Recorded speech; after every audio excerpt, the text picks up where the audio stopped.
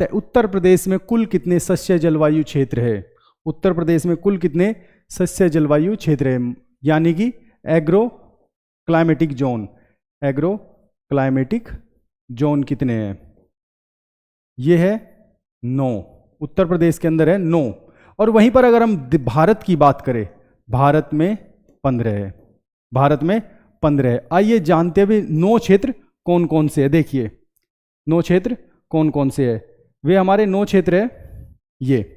सबसे पहले भाबर तराई का मैदान, भाबर तराई का ये वाला, ये भाबर तराई का मैदान है पहले नंबर पे। फिर आता है पश्चिमी उत्तर प्रदेश के मैदान, जो मेरठ के आसपास का क्षेत्र है, जितना भी है मेरठ के आसपास का क्षेत्र है, ये सारा का सारा ये आता है पश्चिमी उत्तर प्रदेश। फिर आता है उत्तरी मध्य उत्तर प्रदेश, जो कि हमारा मुरादाबाद बरेली के आसपास का क्षेत्र है, ये वाला। फिर आता है दक्षिणी पश्चिमी उत्तर प्रदेश, जो आगरा मथुरा के आसपास का क्षेत्र है, ये वाला, ये आता है। ठीक है ना। वहीं पर अगर हम फिर बात करें बुंदेलखंड प्रदेश, ये बुंदेलखंड प्रदेश है चित्रकूट तक, ये बुंदेलखंड प्रदेश में आता है। फिर वहीं पर बात करें विंध्य क्षेत्र, ये मिर्जापुर सोनभद्र, ये विंध्य प्रदेश है, विंध्य प्रदेश, ये हमारा 5वां, ये हमारा 6ठा। ठीक है ना, विंध्य प्रदेश में आता है। वहीं पर अगर हम पूर्वी प्रदेश की बात करें, पूर्वी प्रदेश की, तो आजमगढ़ वाराणसी, ये आसपास का, ये बलिया तक का, ये सारा का सारा इसमें आता है। वहीं पर अगर हम मध्य की बात करें, कानपुर लखनऊ के आसपास का क्षेत्र, ये आता है। ठीक है। वहीं पर उत्तरी पूर्वी की बात करें, उत्तरी पूर्वी की, तो ये गोरखपुर, बस्ती, गोंडा, ये सारा का सारा इलाका, सुल्तानपुर, प्रतापगढ़, ये सब इसमें आता है। ठीक है ना। तो ये 9 क्षेत्र है जो प्रदेश के अंदर है। नेक्स्ट क्वेश्चन देख लेते हैं। नेक्स्ट क्वेश्चन क्या है हमारा, उत्तर प्रदेश में कुल कितने पारिस्थितिक क्षेत्र है? इकोलॉजिकल जोन कितने हैं? ये है 20। और अगर हम इंडिया की बात करें तो इंडिया में भी 20 है। ठीक है ना, इंडिया में भी 20 है। कितनी बार क्वेश्चन पूछ लेता है कि उत्तर प्रदेश में कितने और भारत में कितने हैं क्रमशः करके, तो इसका उत्तर 20 होगा। ठीक है ना। नेक्स्ट क्वेश्चन देख लेते हैं। उत्तर प्रदेश अग्रणी उत्पादक है किसका? गेहूं, आलू, गन्ना, गेहूं, आलू, चावल, गेहूं, कपास, चावल, आलू, गेहूं, आलू, गन्ना का अग्रणी उत्पादक है। ये प्रथम स्थान है, इसका प्रथम स्थान है। किस में? गेहूं, आलू एवं गन्ना, इसमें प्रथम स्थान है। अगर हम देश के टॉप 4 स्टेट्स की बात करें, किस स्टेट का कौन सा स्थान है? क्योंकि यूपी का तो इन तीनों में पहला है। अदर 3 स्टेट की बात करें, कौन कौन से है इसमें? पहले नंबर पे यूपी, एमपी, हरियाणा एवं पंजाब। ठीक है ना, पहला, दूसरा, तीसरा, चौथा। वहीं पर अगर हम आलू की बात करें, आलू में यूपी पहला, दूसरे पे वेस्ट बंगाल, तीसरे पे बिहार, चौथे पे गुजरात। ठीक है ना, चौथे पे गुजरात। वहीं अगर हम गन्ने की बात करें, गन्ने पे यूपी पहला, दूसरा महाराष्ट्र, तीसरा कर्नाटका और चौथा तमिलनाडु। ये क्वेश्चन आ जाते हैं, ध्यान रखना, ये आ जाते हैं क्वेश्चन। ठीक है ना। नेक्स्ट क्वेश्चन देख लेते हैं। कृषि श्रम उत्पादकता सर्वाधिक है। देखिए कृषि श्रम उत्पादकता की अगर हम बात करें, इसका थोड़ी सी हिस्ट्री उठाए तो इसकी अगर हम बात करें, थोड़ा सा इसके बारे में जाने, तो 2011 की जनगणना के अनुसार प्रदेश के अंदर 59.3, 2011 की जनगणना के अनुसार 59.3 कृषक है, लोग कृषि में नियोजित है। 3% लोग कृषि में नियोजित है, ध्यान रखना। ठीक है ना, कृषि में नियोजित है। और वहीं अगर हम क्षेत्र वाइज, रीजन वाइज उत्पादकता की बात करें तो इसमें पश्चिमी उत्तर प्रदेश का पहला स्थान है। ठीक है ना। अगर हम सभी चारों को देखें किसका कौन सा स्थान है, तो इसमें पश्चिमी उत्तर प्रदेश का पहला, फिर आता है पूर्वी उत्तर प्रदेश का, फिर इसके बाद आता है मध्य उत्तर प्रदेश, फिर सबसे कम जिसकी उत्पादकता है वो है बुंदेलखंड। क्वेश्चन पूछ लेता है कई बार क्वेश्चन पूछा जा चुका है और पूछ भी लेता है। सबसे कम किसके? सबसे कम, सबसे कम, सबसे कम, ठीक है ना, याद रखना। और सबसे अधिक, सबसे अधिक, ये याद रखना, ठीक है ना। नेक्स्ट क्वेश्चन देख लेते हैं। अपना नेक्स्ट क्वेश्चन क्या है? भारत में उत्तर प्रदेश किस पैदावार का सबसे बड़ा उत्पादक है? किस पैदावार का? तिलहन का, मसालों का, खाद्यान्न का, दलहन का? इसका आंसर है खाद्यान्न का, मतलब फूड ग्रेन्स का। फूड ग्रेन्स का सबसे बड़ा उत्पादक है, सबसे बड़ा उत्पादक है फूड ग्रेन्स का, ठीक है ना, याद रखना। अगर हम इंडिया के टॉप 4 स्टेट्स की बात करें तो इसमें कौन कौन से है? यूपी, हरियाणा, पंजाब और एमपी। देखिए टॉप 4 स्टेट्स की, यूपी, हरियाणा, हरियाणा, पंजाब एवं एमपी। निम्न में से किस नदी को राष्ट्रीय जलमार्ग संख्या 1 के रूप में जाना गया है? देखिए देखिए, national waterway, national waterway act, देखिए नेशनल वाटरवे एक्ट, राष्ट्रीय जलमार्ग अधिनियम 2016 में 106 नए जलमार्गों का, राष्ट्रीय जलमार्गों का निर्माण हुआ। न्यू 106 नेशनल वाटरवे का निर्माण हुआ, ठीक है ना। और टोटल अब देश के अंदर है, टोटल है 111, याद रखना, टोटल है 111 फिलहाल, ठीक है ना। इससे पहले 5 थे, इसका मतलब। तो जान लेते हैं संख्या 1 ये नेशनल वाटरवे 1, ये गंगा, ठीक है ना। ये प्रयागराज से हल्दिया तक का है, ये याद रखना। ब्रह्मपुत्रा का कौन सा है? नेशनल वाटरवे 2, ये सदिया से धूबरी, ये धूबरी तक का है, ठीक है ना, याद रखना ये। अब आता है यमुना का, ये पार्शियली है, अभी पूरी तरह से चालू नहीं हुआ, ये पार्शियली है अभी ये पार्शियली है। ये है नेशनल वाटरवे 110।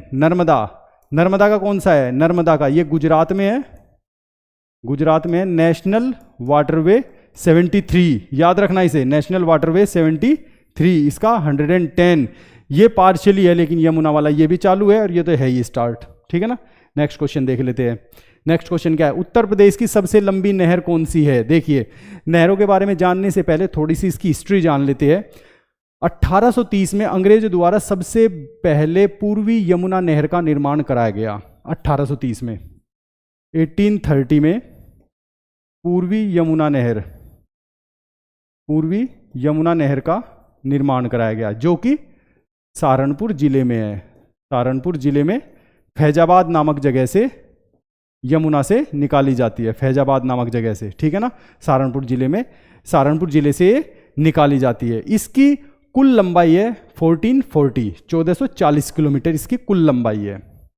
जो इसकी कुल लंबाई है वो है, याद रखना, 1440 किलोमीटर, ठीक है ना। ये यहां से निकाली जाती है। फिर वहीं 1840 से 1854 तक ऊपरी गंगा नहर का निर्माण कराया जाता है।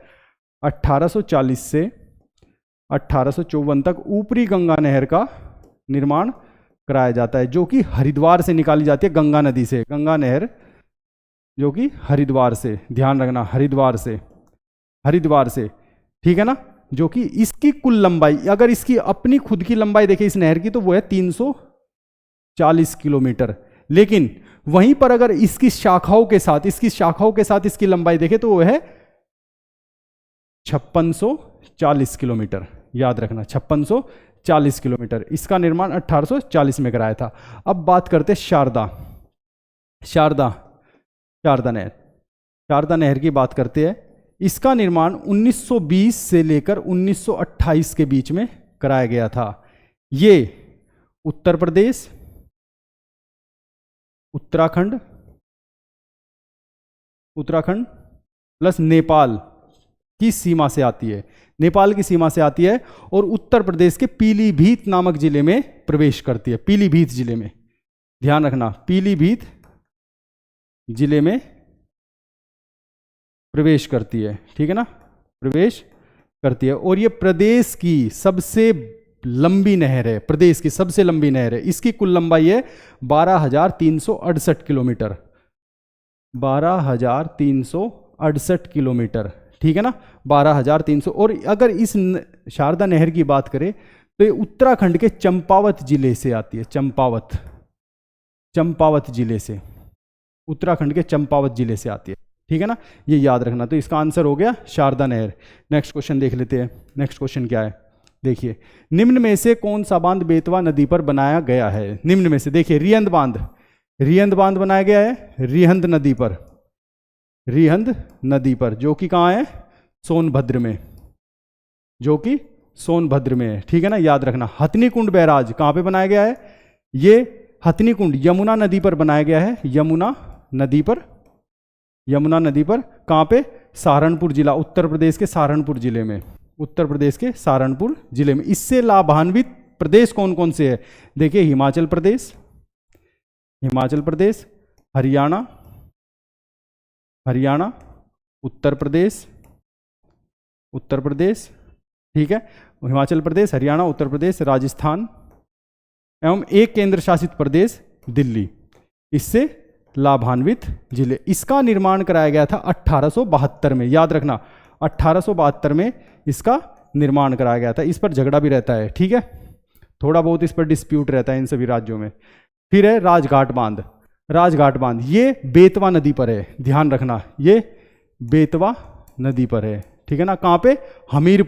हमीरपुर नामक एक जिला है, हमीरपुर, बुंदेलखंड में हमीरपुर। इसी पर, बेतवा नदी पर, हमीरपुर में ही एक बांध और है जो माता टीला के नाम से जाना जाता है, माता टीला की। इसे रानी लक्ष्मीबाई बांध भी कहते हैं, रानी लक्ष्मीबाई बांध, ठीक है ना। इससे ये दो जिलों की राजघाट बांध परियोजना, दो प्रदेशों की संयुक्त परियोजना है, उत्तर प्रदेश एवं मध्य प्रदेश, इनकी संयुक्त परियोजना है ये, याद रखना, संयुक्त परियोजना है ये, ठीक है ना। नेक्स्ट क्वेश्चन देख लेते हैं। निम्न में से कौन सी नदी यमुना की सहायक नदी है? देखिए, केन, चंबल, बेतवा, उपरोक्त सभी। इसका आंसर वैसे तो उपरोक्त सभी, लेकिन मैं आपको बता देता हूं क्या है। देखिए, ये यमुना नदी है। यमुना नदी का उद्गम स्थल है बंदरपूछ, जो उत्तरकाशी जिले में है, उत्तराखंड के उत्तरकाशी जिले में है, ठीक है ना, याद रखना, उत्तरकाशी जिले में है, उत्तराखंड के। और यहां पे हिमनद है, यमुनोत्री हिमनद है, ग्लेशियर है, हिमनद है, जिससे इसका उद्गम होता है, ठीक है ना। जब ये उत्तर प्रदेश के अंदर एंटर करती है, उत्तर प्रदेश के, यमुना नदी उत्तर प्रदेश के सहारनपुर से एंटर करती है, यहां से सहारनपुर से उत्तर प्रदेश में एंटर करती है, ध्यान रखना, सहारनपुर के फैजाबाद नामक जगह से ये उत्तर प्रदेश में प्रवेश करती है। और इससे बाईं और दाईं ओर से मिलने वाली सहायक नदियां, ट्रिब्यूटरीज कौन कौन सी है? देखिए, बाईं ओर से इससे मिलती है, यहां से ये मिलती है, यहां पे हिंडन मिलती है, जो कहां पे मिलती है? नोएडा में हिंडन मिलती है। अगर वहीं से इसकी राइट साइड की देखी जाए, दाईं ओर की, और वहीं पर अगर हम लेफ्ट साइड की देखें तो यहां से इससे मिलती है चंबल, और यहां पे मिलती है सिंध, यहां पे चंबल और सिंध, ये दोनों कहां मिलती है?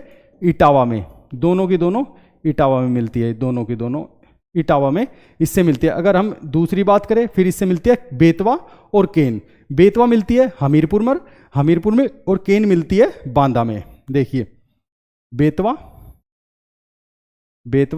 और केन, बेतवा मिलती है हमीरपुर, और ये मिलती है बांदा में। और फिर प्रयागराज में इसका संगम स्थल होता है, प्रयागराज में संगम होता है गंगा और यमुना का, गंगा एवं यमुना का इनका संगम होता है। इसकी जो कुल लंबाई है, यमुना नदी की कुल लंबाई है 1376 किलोमीटर। कुल लंबाई की अगर हम बात करें तो वो है 1376 किलोमीटर, याद रखना है। ये क्वेश्चंस आते हैं एग्जाम में, मैं एक क्वेश्चन से बहुत सारे क्वेश्चन बता रहा हूं, ये क्वेश्चन बार बार आते हैं, रिपीट होते रहते हैं। और देखिए, मैंने इस क्वेश्चन से बहुत सारे क्वेश्चन बता दिए, ठीक है ना। नेक्स्ट क्वेश्चन देख लेते हैं। उत्तर प्रदेश में सिंचाई का सबसे बड़ा स्रोत है, क्या है सिंचाई का सबसे बड़ा स्रोत? नलकूप, कुआं, तालाब, नहर। देखिए नलकूप उत्तर प्रदेश का ही नहीं, ये देश का भी सबसे बड़ा सिंचाई का स्रोत है। नलकूप सिंचाई का स्रोत कैसे बना, इसकी शुरुआत कैसे हुई? इसकी शुरुआत 1930 में मेरठ से हुई और ये आज का सबसे प्रचलित सिंचाई का स्रोत बना हुआ है। 1930 में मेरठ से इसकी शुरुआत हुई थी और ये आज के टाइम में सिंचाई का सबसे बड़ा स्रोत है, सबसे बड़ा स्रोत बना हुआ है, ठीक है ना। अगर हम इन्हें घटते हुए क्रम में देखें कि कौन सा कितना प्रचलित है, तो घटते हुए क्रम में देखें नलकूप, नहरें, फिर आते कुआं। कुएं आज भी हमारे दक्षिणी भारत में बहुत ज्यादा प्रचलित है, कुएं आज भी दक्षिणी भारत में बहुत ज्यादा प्रचलित है। और फिर आते हैं तालाब। तो ये इसका घटता हुआ क्रम है। अगर पूछा जाए ऐसे तो इसका उत्तर ये होगा, ठीक है ना। वैसे इसका उत्तर प्रदेश के अंदर भी, प्रदेश में भी और देश में भी ये नंबर 1 है, ध्यान रखना, नलकूप नंबर 1 है, ठीक है ना। तो ये उत्तर प्रदेश के कुछ इंपॉर्टेंट क्वेश्चंस थे, इन्हें आप अच्छे से पढ़ना और इन्हें अच्छे से रिवाइज करते रहना।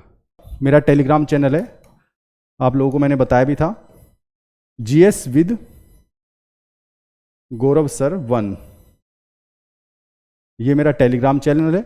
और इस पूरी की पूरी रिकॉर्डिंग की वीडियो भी डाल दूंगा मैं, और इसकी पूरी की पूरी PDF जो भी मैंने आंसर्स के साथ जो भी समझाया पूरा का पूरा डिटेल में, वो सब भी मैं अपने टेलीग्राम चैनल पर इसकी पूरी PDF डाल दूंगा। वहां पर आप मुझे ज्वाइन कर सकते हैं, वहां पर आपको सब कुछ मिलेगा, बहुत कुछ मिलेगा, ठीक है। तो दोस्तों अगर आपको मेरी ये वीडियो अच्छी लगी तो प्लीज़ ज़्यादा से ज़्यादा शेयर कीजिए और लाइक कीजिए। और हाँ, आप लोगों से एक अनुरोध है कि मेरे चैनल को ज़्यादा से ज़्यादा सब्सक्राइब कीजिए। आज के लिए इतना ही, धन्यवाद।